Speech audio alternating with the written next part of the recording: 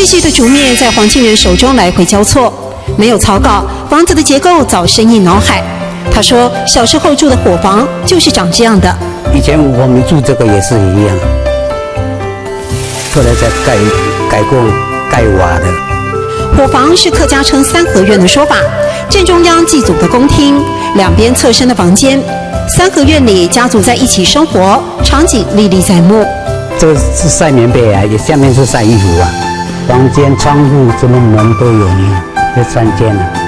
那些年使用的农具、用品、生活方式，物换星移，早就不同。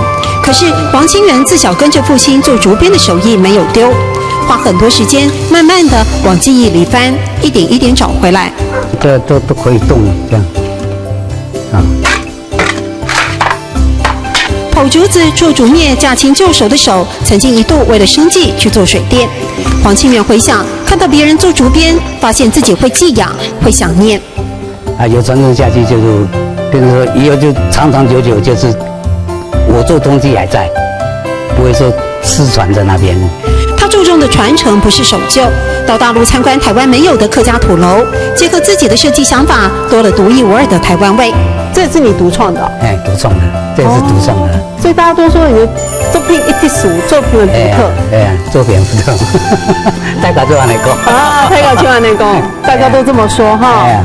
手艺被肯定，黄清源还想着哪些作品需要改良，在他构筑的小小世界里精益求精。